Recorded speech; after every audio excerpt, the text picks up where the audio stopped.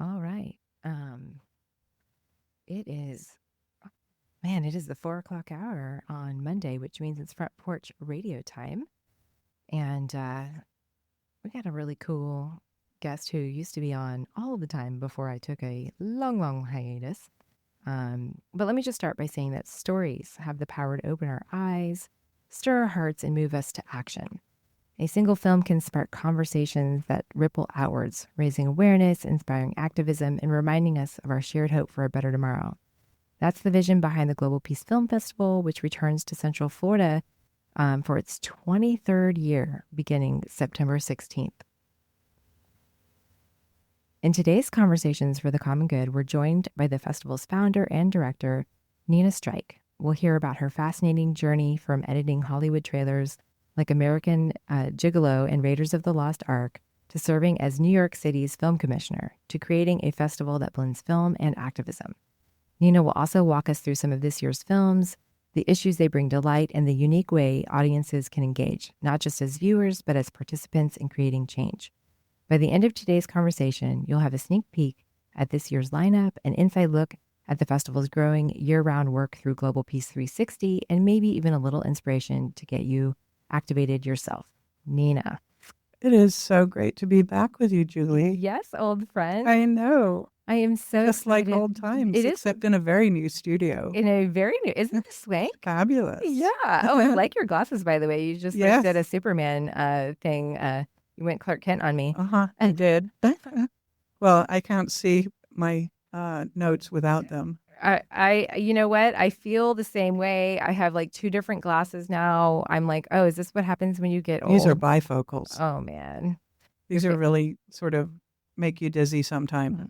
Stairs, forget it. I take them off to go up or downstairs. Yeah, I'm either glasses off in my hand or I'm like, where's my computer glasses? Where's my, it's a whole thing, man. Yeah.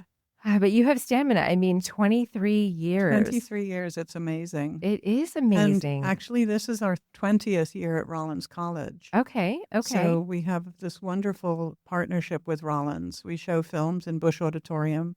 Actually, we've shown films in lots of different places on campus, but this year, just in Bush Auditorium. And there's a couple of courses here, and a lot of faculty members assign their students to come to films. We welcome every Rollins student to come to as many films as they want. Absolutely. It's always an incredible, I don't know, what is the word when you curate? Yes, it's an incredible curation. And after 23 years, I know that you have your systems down and you've got it like that. Well, it's always different. Every year is different. Actually, I think this year is one of our very strongest programs ever. Oh, I'm so excited. Yeah, when I was smaller. It's smaller. Okay. So but every film is good. Okay. That's fantastic news. Yeah. I was looking at the, one of the headlines, of Lily, which was really, really exciting to me. But before we get to that, I need to back up for a second because, so for my listeners, when I did this show for like 10 years, like, I don't know, like 5 or 8 years ago, something like that. I don't know. And I was very haphazard and slapdash about the entire thing. And so it was just kind of like you'd show up and we'd figure out what was going on. I would bomb Julie with dozens of filmmakers who would like not fit in the studio. It was amazing. And now I'm a little older and wiser, and I have an onboarding form that Nina just filled out for the first time. And I am so grateful for that because I just learned that can we just talk for a second about the American Gigolo and the Raiders of the Lost Ark and the film commissioner situation, because you were so humble that you never inserted yourself into any of this. And it's only because I asked you on the onboarding form. So let's talk about that for a second. I want to hear a little bit about you because as somebody who has been doing this incredible festival for the past 23 years, it is just amazing to learn about the origins of your interest in film and what you've been doing, because you're up in New York City most of the year. Yeah. So give us a little bit of. Well, I was actually inspired by, my mother said when I was a little kid, she said she knew I was going to go into the film business because the first time I saw a screen, she couldn't get me away from it. So my passion has always been in film or media or communications. And that was also inspired by, I grew up in London. I was born in New York, but grew up in London and spent 14 years there from the age of 9. And my education was there. And my parents had a lot of expat friends, some of whom were Hollywood blacklisted writers, actors, etc., who had relocated to England during the McCarthy blacklist, during the Okay. McCarthy era and the blacklist. I was like, are we going to get into the blacklist for? And then, and Not you're really. like, oh, wow. Just in terms of the fact that one of the blacklisted writers who was kind of I call him my life mentor. Mm-hmm. His name is Millard Lampell, and what he's known for, he actually had a fascinating life. What he's known for was, first of all, he was, when he got out of the U.S. Marines in the war, forget which, or one branch of the military, I forget which one, he went to Hollywood, and he ended up being one of the almanac singers with Woody Guthrie, Lee Hayes, and Pete Seeger. Wow. Yeah. And then he became a writer in Hollywood because he wrote a story that got bought. And the film, The Way We Were, like when I first saw it, I think I flooded the theater with tears because it was just exactly what I'd heard about from him and other blacklisted writers through, when I was 10, 11, 12 years old. Right. And he told me that a film can change the world. And I decided, when I was like 12, I wanted to make the film that changed the world. And that sort of passion has never left me. So your origins were literally around essentially, McCarthyism, blacklisted writers. Liberal progressive politics. Yeah. And then I got in, and by the time I was 12, the first demonstration I went to was a Save the Whales demonstration, and I used to go to anti-Vietnam War demonstrations in London, and they were in Grosvenor Square out around the U.S. Embassy there. And I remember from walking around the square, the hedges were like up to my eyeballs. Mm-hmm. And many years later, I went back for the first time. When I lived in the States by this time, I went back to London, and I had to go to the embassy for something. And the hedges were down like at my little above my waist level. And I was like, they cut the hedges. And I was told, no, you grew. So. That's a beautiful story. Oh my goodness. Wow. I always had activism was always a part of my life. Mm-hmm. And it was, because of Larry Adler and Millard Lampell and Jerry Wayne and these men who survived the blacklist. Wow. So I have learned something brand new about you today. Thank you for my onboarding form that had you open up a little bit about that. And then, so how did you get back to the States and get involved in film? Like, did you go to I never went to film school. Okay. Not a day in film school. I actually wanted to go to film school in England. When I applied for university, I went to university in England, and my degree, this was not on the onboarding form. My degree is in something completely useless. Sorry to say that on a campus. French literature. Well, maybe. But maybe not useless outside of the or inside of the. At the university, it would be great.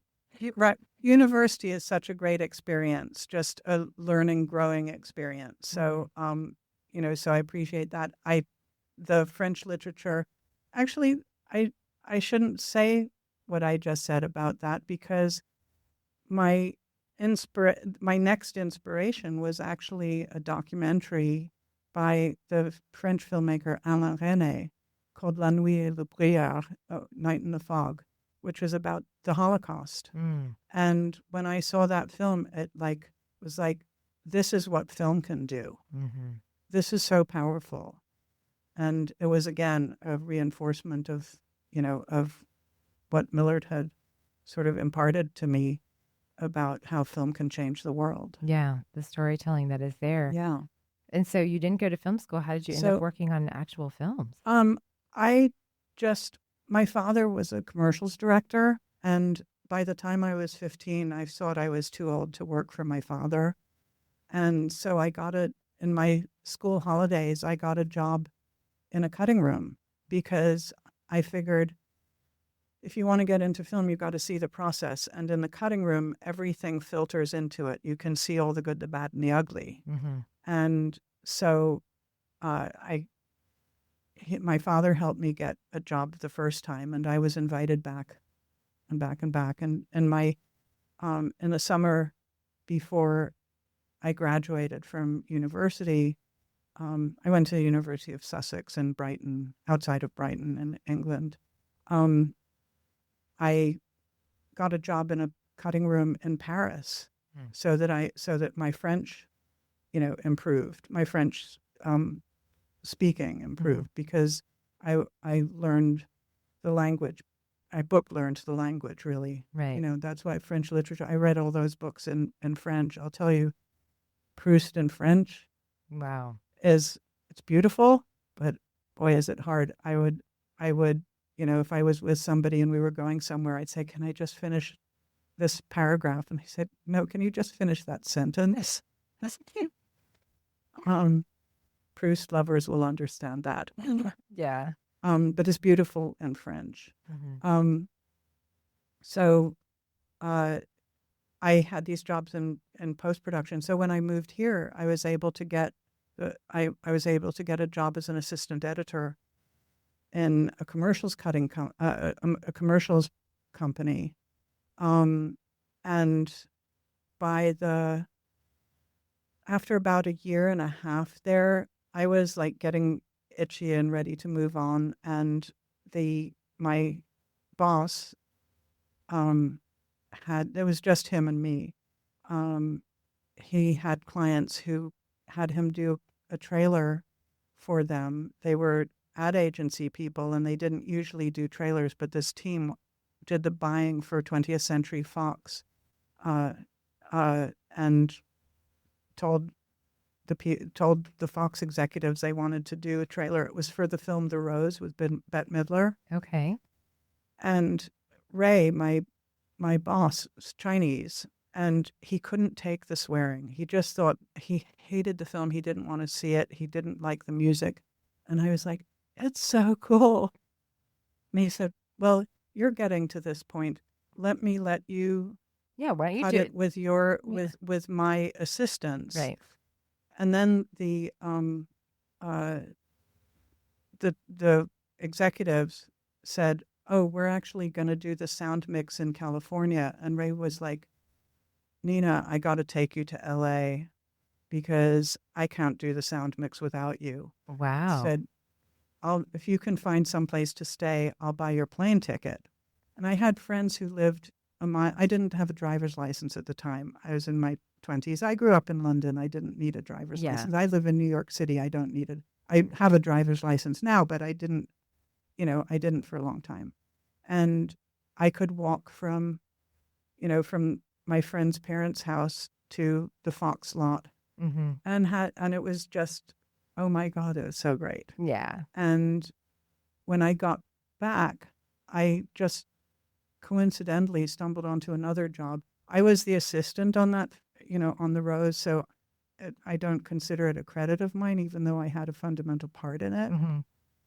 But I got another job coincidentally in a big trailer company. I mean, it's actually a very small company, but did a huge number of major studio trailers. And the day I started, the editor I was supposed to assist quit. And my boss said, "We have a deadline on this. Do you think you can do it?" And I was like, I'll do my best. And the studio bought what I did. Wow. And that was not American Gigolo because I picked up this. It was the Richard Lester film Cuba. Okay. I picked up that in the middle, so I was just re-editing essentially. Right. But American Gigolo came up, and they'd already done. Paramount had already assigned it to 3 different companies to see what trailer they wanted to use, and they rejected all 3. I mean, there was a lot of marketing money in film at that time, and they sent it back to the 3 companies for completely new versions. And my bosses didn't want to spend a lot of money on hiring an outside editor, and they said, "Here, you do it." Right. And the way I looked at it was different. There were only 2 other female trailer editors at the time, and I was the only one who got a crack at American Gigolo. And I looked at it like, oh my God, Richard Gere is hot. And the men didn't look at it that way. Right, of course. And so they bought my trailer over the other 2 Wow. companies. And so that was the start for me. Wow. And important to have that female gaze. Yeah. Now they call it the female gaze. The female right? gaze. Mhm. I mean, then they were like, I was called a girl editor. Mm. And that wasn't so long ago. Right. So, things have changed so very, very much. And, So very, very much. in these years. So it was now also marketing and Hollywood film is almost entirely women run. Mm-hmm. Interesting. So that's changed completely as well. Yeah. There's been, a lot of, I remember when I had Max, I don't know, so long ago now. I mean, she's a teenager still, but I remember not wanting to go to Disney movies because I'm like, they have terrible messages, da da da da da. And then, I was like, you eventually end up at one, and I was like, actually, this messaging isn't bad. Well, there are so many films that you can look at either way, so that that there's part of the message that's like, oh my God, that's bad. But then you can look at another part of the original Star Wars can be looked at either as an imperialist fascist film, or it can be looked at as rebels against the empire. Right. I choose the latter. Yeah. I think most of us that have any sense do, but. So that's the trailer. Oh, that is amazing. And I just absolutely love your story arc in all of this, because the Global Peace Festival has been an incredible treasure for the Orlando community for the past 23 years. And it has really kind of, stuck your peace flag in a world of activism and politics, and trying to shine a light on movies and shorts and things like that have a message that will, like you said, help change the world. And we actually select films based on what's going on here. We really work hard at, I used to, as you know, I used to come down multiple times a year, and I would meet with anybody and everybody, especially people with who are leaders of organizations that have something to do with positive messaging, and that informed the films that we selected. So sometimes we would have a choice between two films of high quality, and want to program both of them, only have a limited number of time slots that we can program, and the film that best meets the needs, not the needs, meets the interests of the Orlando community, that speaks to the Orlando community and not at them, is how we've always approached the programming. We want to show films that basically inspire people to do something about what they've seen, whatever that. We don't want to tell them what to do. We want them to find it themselves, and we want to create the atmosphere where at screenings where there are options for them to take action. Right. Yeah. There was a woman I used to know, who's passed away now, Leora, and she used to call herself an actionist. Uh-huh. And I thought that was just a beautiful way to encompass, like, feeling empowered to actually do either some small or grand thing, Uh-huh. with what is presented to you in the And world. I've always said that it's not only the things that you do that make a difference, it's the things that you don't do as well. And that's both positive and negative. Mm-hmm. If you don't recycle, or if you do recycle, if you don't hurt, if you don't say bad things to other people, insult other people, so there's a negative and a positive. And it's, taking responsibility for your actions both ways. Right. Responsibility and accountability. Man. Mm-hmm. So much to go into there, right? But let's talk a little bit about, I know that there has been a little bit of a I don't know, like, not necessarily, I mean, a shift, but also like an expansion, a restructuring, if you will. Well, actually, when I live in New York City, as I've said before, and it's very hard to run an organization from, like practically 1,000 miles away. Right. And I had always wanted somebody local to take the reins of the organization. And when we were approaching the 20th year, I'm like, something's got to change. Mm-hmm. And I really started to plan a succession. And fortunately, I found somebody who was in a corporate job at the time, was on several arts nonprofit boards, and wanted, as the next step in his career, next chapter of his career, wanted to run an arts nonprofit. And we spent a long time back and forth figuring out how to make this transition work. Right. And a couple of the things that I said to him was, I can't wait for the first thing that you do that I didn't think of. Right. And his name is David Wheeler. Mm-hmm. And he's, I was the executive director, and he took the title CEO. Mm-hmm. And he is not a film person, so he asked me to stay on. And I initially said, I'll stay on for a year. And he said, stay on as long as you want. And there's not, I'm looking for it, but there's not a successor to run the festival part of Global Peace. And he rebranded to Global Peace 360. It's actually 360 degrees. So 360 degrees, 365 days a year, and has started already 2 or 3 different programs. One is called Kaleidoscope 360, and that's monthly screenings on the first, in 2025, first Wednesday of the year. I think in 2026, it'll be the first Thursday, not of the year, of the month, right, every month. And they're free and just outdoors, and they are at the same time as the city of Orlando does basically a food truck event at Luminary Green Park. So there's food, there's seats, there's yeah. I was screens. looking at the schedule, and the next one is actually ET, and I was like, Yes, ooh, that I sounds like know. fun. I know.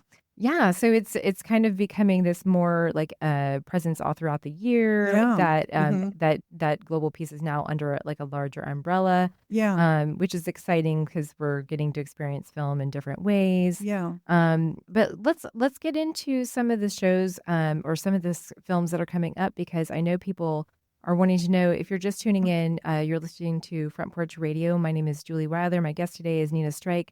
She's the founder and director of the Global Peace Film Festival, which is happening September 16th. At least that's the debut, right? It's the first day. That's through the first day. Through the 21st. Through the 21st, okay. And then from the 22nd to the 28th, we have an online, something we call our Free for All Shorts program, which is, as it says, free for all over the world. Right. So, like a mini online film festival. Right. And we've been doing the online, the free-for-all since 2012. Mm-hmm. So when we would always get so many good short films that we didn't have room for in the festival because we're a small festival in terms of number of films. And when streaming started to get stable, we did a kind of keep it simple, stupid online Right. presentation. And we have 33, I think it's 33 films in the Free for All Shorts program this year. Wow. Yeah. That's incredible. And from all over the world, and really interesting films. What is one of your favorites from the free for all? Oh gosh, I can't even. I know it's hard. I You hate that never, question. I never answer the favorite question about anything. Okay, so They're all my children. What is one that it has a topic that's near and dear to your heart? How about that? Oh, actually, I'd rather talk about the in-person. Okay, I mean, let's do the near and in-person dear. then. And Yeah. that one, I'm so excited about this year's program. So first of all, we have a very special guest. This is the first time we've done this, who's showing two of her films. And one of them is, her name is Barbara Koppel. She's a 2-time Academy Award winner for feature documentaries. Okay. And one of the films we're showing on Friday in Bush Auditorium at 5:30 p.m. is Harlan County, USA, which is considered one of the best labor documentaries ever. Okay. Often finds its way onto best films, top 100 films, period. Okay. And is just an amazing film. And Barbara is coming down, and she's also we're also showing a recent film of hers called Gumbo Coalition, which is about organizing in difficult times. Which the 3 years that she focused on was during the first Trump administration. Mm-hmm. And she'll be here in person at her screenings, answering questions from the audience, and we have time for extended question and answer sessions after each film. That's amazing. And if you're just tuning in and you want to kind of look online, they have a great website. What is the? It's peacefilmfest.org, but I'm going to give you a longer URL because you have to click twice to get to the page that I'm going to give you the URL for, which is peacefilmfestival.eventive, EVENTIVE. It's like Eventbrite, but instead of the bright, it's IVE at the end. Right. .org/films/ both forward slashes. Yeah, there's so many. I was clicking through them this morning, and I was getting all excited about them. Walk us through some of these films. So, get people excited. What excited you? Well, the first one that I looked at was, of course, that I was like, "Oh, opening night. What's that?" And I was like, "Ooh, the story of the whole Lily Ledbetter." Yeah, starring Patricia Clarkson. Yeah, that's going to be a big one. It's we're really, really happy to have that film, and it's a wonderful film. It's at the Enzian, and we sometimes have shown narrative features. We mostly show documentaries, but we sometimes have shown narrative features, particularly on the opening night, because they do so well at the Enzian. So, so we're bringing that one. So that's one. The very next night, there's an amazing film called She Runs the World about the track and field star Allison Felix, who's the most decorated track and field Olympian in history. Okay. And she has an amazing story of how she got to where she was. She was basically Nike's main track and field star. Nike was her main sponsor. She was married, and she and her husband always wanted a family, and she got pregnant, and Nike cut her sponsorship dramatically. I heard about this in the news. Yes, it's a well-known story. Right. And she fought back, And not only did she fight back on that case alone, first of all, she had the baby and she continued winning as a mother. Wow. Which is amazing in and of itself. I mean, it's happening more and more. Mm-hmm. The tennis at, the U.S. Open, there were a lot of mothers who did really, more mothers than there ever have been playing top-level professional sports now, professional and amateur sports. And so in response to, what happened with her with Nike, she started her own shoe and sportswear company because track shoes are made for people in the whole by the big companies. They're just made. They're the same for men and women, basically. Just colors are different pretty much. And she designed, had designed a shoe specifically for women's feet.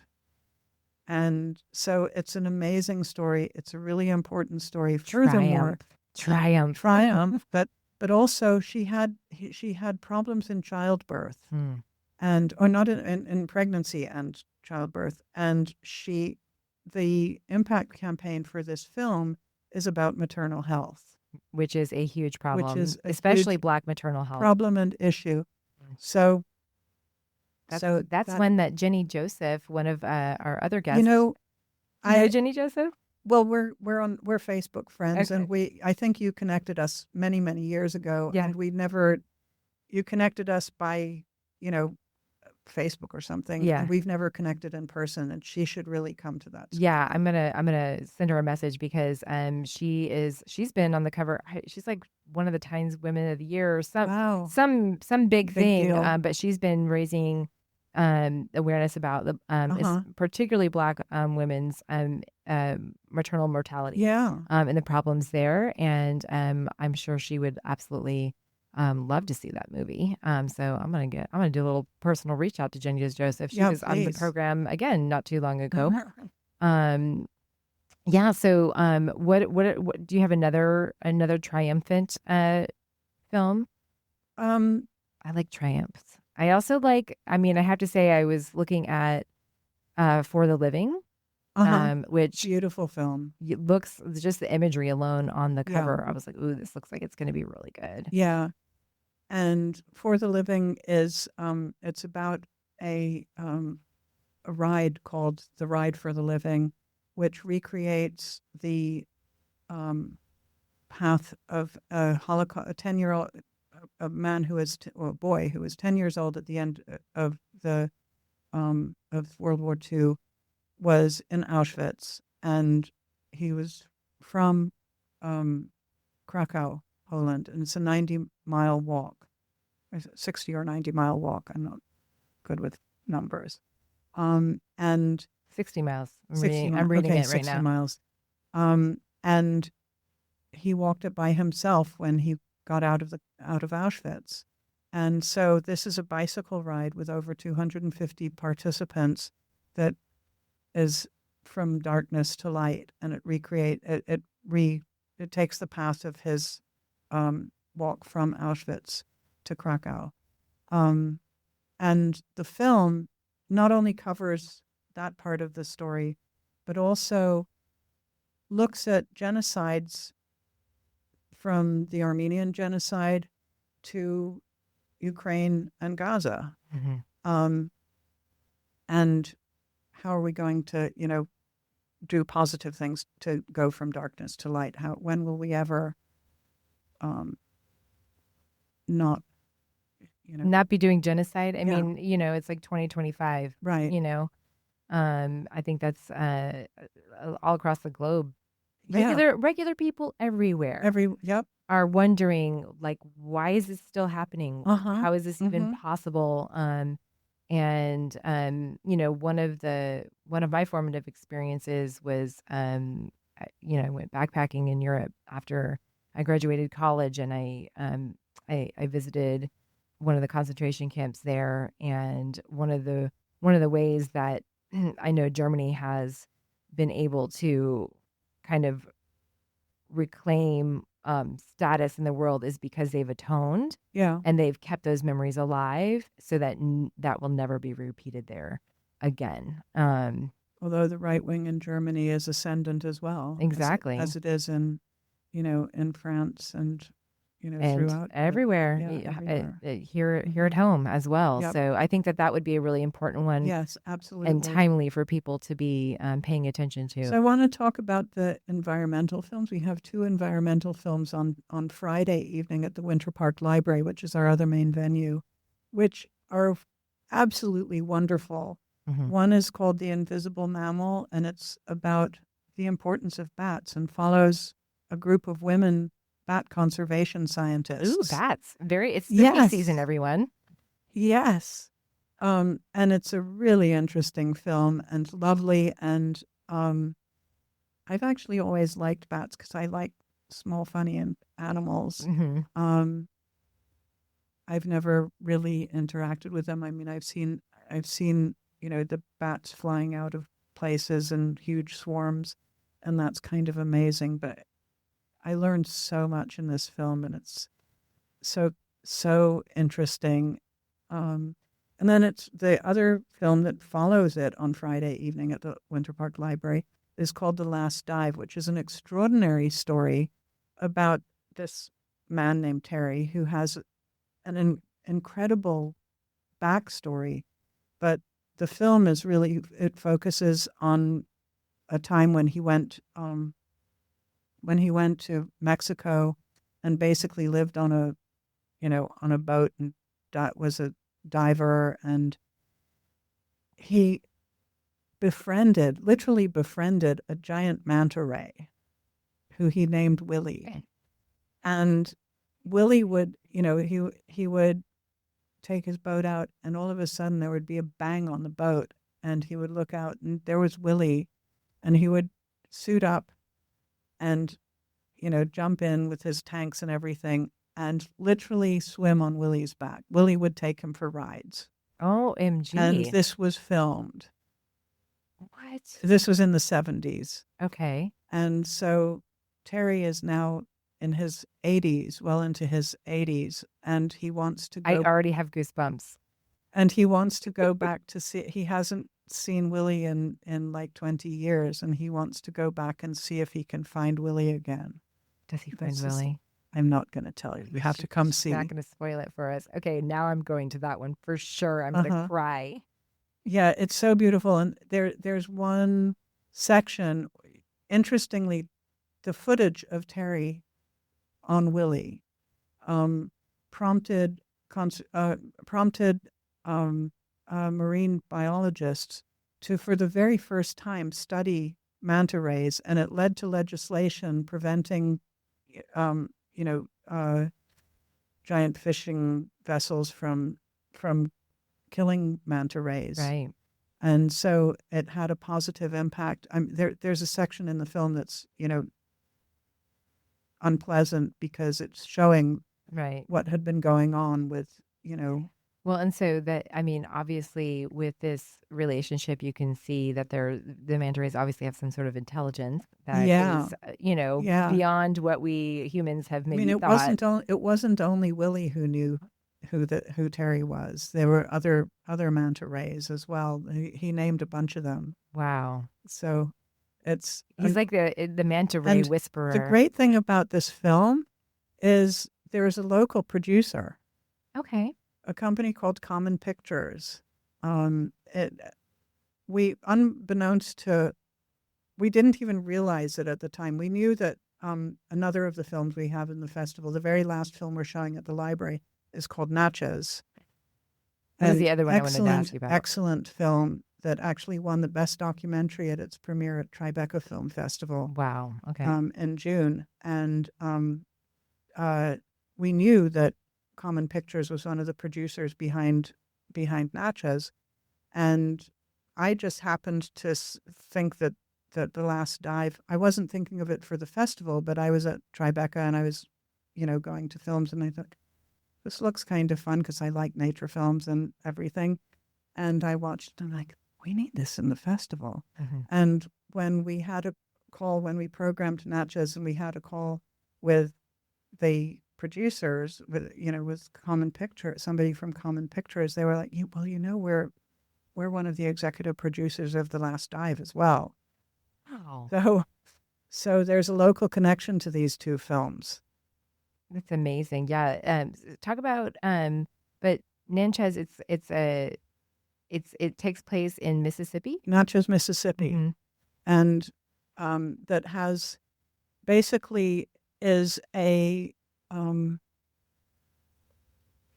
plantation town, and their historical society has people dress up. Right, antebellum period Antebellum pieces. period. Mm-hmm. But they have to, there's a reckoning coming between the former slaves and the slave owners, and the and it's beautifully subtle, beautifully shot film.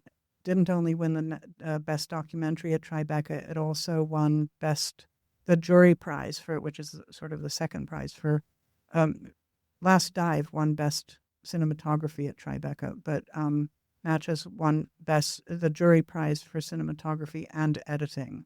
Wow. So these are like top notch films. Top yes. notch. And both of them are very new on the festival circuit. So we're really honored to be able to show them, and excited to have the local connection. Yeah, absolutely. Yeah, and I mean, especially with Mississippi, again, with the rising of racial tensions and white supremacy, like that one seems like a very important one to be looking. Very important film. Yeah. What's next on your roster over there? Let's see, what shall we go to next? We have this film has been on PBS, but it came out last year, and it's called Art Spiegelman, Disaster is My Muse, and it's about the comic artist Art Spiegelman and his history, and it also has his history goes, he's a child of Holocaust survivors. Okay.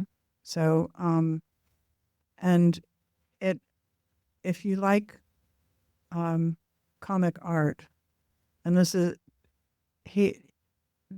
film takes you through the history of underground comic art.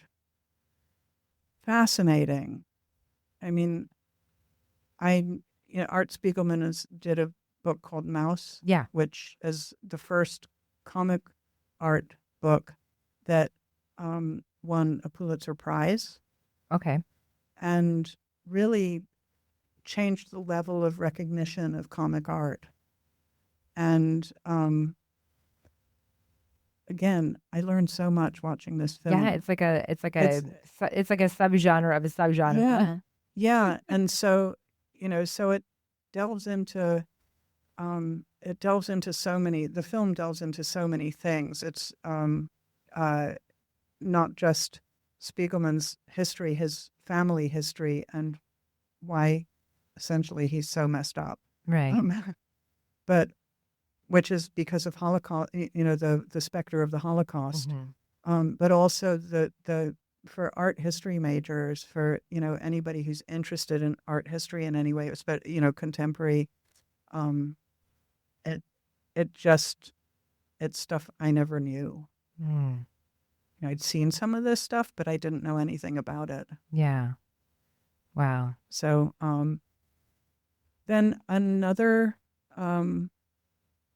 film is actually, this is two films by the same filmmaker, which is very important in terms of what we consume these days. It's called Lithium Rising, and it's a returning filmmaker. We've had a couple of his films in the festival before. When he was making this film, which is about, we have lithium in all of our batteries. And you hear about this on the news, and you're like, what am I supposed to know or care about? It's not only lithium, but also rare earth minerals. Right. Well, where do they come from, and where are they being mined most? Yeah, it's kind of like the new crude oil. Yeah, and who is it affecting both negatively and positively? And of course, giant corporations are reaping massive profits and, basically raping the land Mm-hmm. of indigenous people and et cetera, et cetera, et cetera. Right. And so Sam George, the director, was looking sort of globally at this issue of what does this mean? And uh, the short we're showing it with is called Motown South, and that is he. It was shot to be part of the main film, but it just sort of didn't work together. And so he put together a short film, and he actually sent it to me for, he said, take a look at this. What do you think? And he didn't send it to me as a submission. He sent it to me just for for my input. And I said, I think we should show them together. And Yeah. he's actually very happy that we're doing Yeah, that very symbiotic. because basically in the South, there are, we just heard about it on the news, the ice raid on the Hyundai plant. Yeah. yeah, And it was about batteries. right, Yes. exactly. Yes. But a lot of the or some of the battery factory plants in the South are actually starting to unionize. So what Sam is looking for in the films is a positive, not just being, a downer message, but what kind of hope are we looking for? Right. And partly it's people organizing for better conditions, better wages. The film Lithium Rising also has some positives to take away from it, one of which is something I didn't know. Lithium does not degrade, so recycling of all our batteries, things with any rare earth mineral. It's not only lithium; it's also copper and nickel. Okay. Recycling, they can be remade and they don't lose their strength. Interesting. So that's, yeah. Interesting. I'm gonna yeah. There's so many things. I mean, look, the news cycle is so overwhelming right now. Like, so many people are like, no, I don't want to like even look at that. But the fact that you're putting together a series of films that are, which you've always done, and you've always done a remarkable job at this, of addressing things that you might be hearing in the news, current happenings, but with, again, not an disempowered message, but here's some takeaways, here's things that we can do. These are the ways that we can support the people that are making the change. That's so important. That's exactly what we want to do. We want people to be inspired by what they see, and there's something that they can take away from it. Not just oh, I saw a good film. We say about the Global Peace Film Festival. Most film festivals are about the art of film, and people are really excited when the lights go down. But for us, we want people to be just as excited when the lights come back up, or even more excited, and for there to be something that they can do about what they've seen. And many of the films at the end will have a QR code or a website, for more information, or for an action kit, or to do something. And we try to involve organizations that are working on these issues, on various issues, to actually come for the, if we know that someone's in the audience, to actually say something about what they're doing. One of the things that I've loved sometimes when an organization has a petition, and they'll say, can we pass around the petition? And you pass around a petition after a screening, and they walk away with a couple of pages of signatures. Right. And that's really important. Yeah. It's that's what That's part of why you do what you do. And, Yeah. I was just thinking about how Mr. Rogers, one of his things was like, always, look for the helpers, Uh-huh. there's look for the helpers, the healers, and the heretics is what I kind of was thinking about. Uh-huh. And that really kind of encompasses a lot of what your the Global Peace Film Festival is kind of looking at, the people who are doing the healing work, the people Mm-hmm. that are like, the reform and the triumph, right? So I'm going to jump in with a healing Oh, film. okay, okay. Another Global Peace Film Festival alumna this time, Julie Bayer Salzman, has 3 films in the program, which are on at 1 o'clock on Saturday, 1 p.m. on Saturday in the Winter Park Library. And it's 3 films on mindfulness. And she's done this series. And it started with, we're showing the first 2 in the series that are, a few years old. But the main one is called Broken and Beautiful. The series started with elementary school kids Mm-hmm. learning about mindfulness in kindergarten and first grade. And it's these little kids who, it's like, when I'm angry, Yeah. I feel, Oh, we've all seen the TikTok videos of these cute little kids that are uh-huh. like calming their parents down almost with their mindfulness they've learned in So school. this is a lovely 3-minute film. And then the next one is the like second, third, fourth graders. And she had a middle school one, she has a high school one.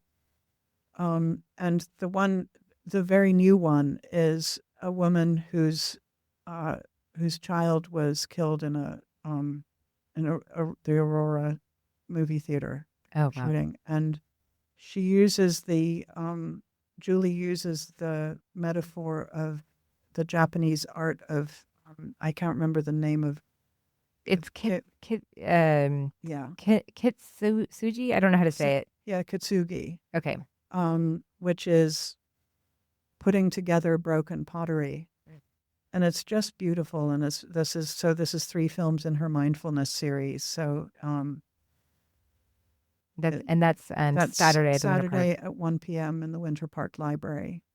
And we're talking, just so everyone, we're talking about not this Saturday, but Saturday the 20th of the 20th. September. Yeah, we're just doing a preview because we want everyone to get hyped and excited for this incredible treasure of the Global Peace Film Festival that is once again gracing our region, I guess you could say, because it's at Rollins College, Indian, and the Winter Park Library, Yeah, right? the Enzian is just our opening night. Okay. That's on Tuesday, and that's the film about Lily Ledbetter, starring Patricia Clarkson, who's a favorite of a lot of people. Yeah. And then Wednesday through Saturday, we're at the Winter Park Library. On Saturday and Sunday, we have a new thing, which is called Urban Fest 360, which is at Afro TV on iDrive. Okay. And that includes films from all over, which are, can fall under an urban theme. And that's a wide, a broad definition of urban as well. It's urban. You and I can be urban. Yeah. Urban planning, urban, urban architecture, architecture, all kinds of things. Yeah, all kinds of things. And so, anyway, that's a new thing. Afro TV is a phenomenal facility. There's actually free parking behind it. Okay. So yeah, I've never even heard of Afro TV. So one usually avoids iDrive. Yeah, exactly. If you're local, that's not usually where you end up, but maybe for something special like this. And they have they award. We don't really award prizes for the films because they're about, we just it's not a competition for Global Peace Film Festival. Right. They are giving awards, so there's an awards presentation. There's also a special sneak preview of a film starring the actor Leon, who is also receiving a Lifetime Achievement Award. Oh. And at 4 p.m. on Sunday, September 21st, which is also the International Day of Peace. Mhm. And I also want to tell people that they should, on Saturday morning, this is not a Global Peace, well, Global Peace Film Festival is a partner and has always been a partner with the Peace and Justice Institute, but their Peace Day in the Park is taking place in Central Park and Winter Park from 9 a.m. till noon. Okay. So that's a wonderful event that people should come out to and enjoy. And I think that people, right now with everything that's going on, it's important that we get together with like-minded folks Yeah. and, just be in community or, around, thoughtful topics. This is a great way to meet people who care, who have nurturance, Mm-hmm. and a desire to be inspired, have hope, see stories of people overcoming and triumphing and healing and making their way through different journeys. Yeah, no matter where they are on whatever spectrum one wants to look at. Yeah, absolutely. I wish we had a little bit more time because there's definitely a few more films. But we're going to have you back on next week to talk about more because there is more to be said. And I'm so grateful that you were able to come in today. Well, it's so great to be back with you. I was so excited when I saw that you were bringing back Front Porch Radio. Yes, I know. Me too. And when you reached out, I was like, oh, yes, absolutely. That's the mainstay. I need to block off next September in advance. But yeah, it's always been something that you've just... Hopefully we'll, on September 18th, we'll be able to bring a filmmaker or two in. Fantastic. We won't like when I did Wednesdays. You. When I did Wednesdays, your filmmakers were all in town. Yeah. And now I'm on Mondays. So actually, right. We can't do it. We won't have anybody here.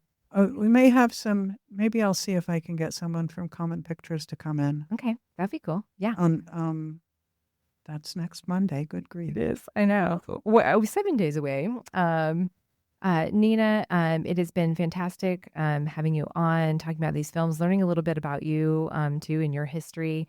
Where can people find these films, purchase tickets, and anything else that you want to say as a closing remark? Okay. Well, I'm going to give this long web address again. It's peacefilmfestival.eventive eventive.org/films/ that's films plural. That will take you straight to the film guide that will show you thumbnails of each film with and if you click through, you'll get a description. If you go to peacefilmfest.org, and that's fest, not festival, there's more information about the year-round programming and everything else about the festival. There's also more information about Urban Fest 360. And also, if you click through to the Global Peace Film Festival, more information for tickets, you can scroll down and find the Free for All Shorts program, and there's already a page that has the thumbnails of and descriptions of what those films will be that you can read through. The films are not live; they won't be live until September 22nd. Mm-hmm. That's Monday, and they'll be live until middle of the night, so until midnight Sunday, September 28th. All right. Yay. Well, it's 5:00, so we have to sign off. Thank you so much for joining me in the studio. Yes. It's always amazing to see you and to hear what you've been up to. And yeah, it's up to us as people in the world to show up and support amazing things like this. I know that, funding is getting dicey out there in the world for arts programming. And so it's especially important that we show up and do our thing to not just support the arts with our physical presence, but also with our dollars. So thank you so much, you guys. I am hopefully going to be able to put this on Substack. So just find Front Porch Radio on Substack, and I'll probably post the podcast in a couple of days. So that way, if you missed any little bit of this, you can hear it Again, stay tuned next. More WPRK music coming at you.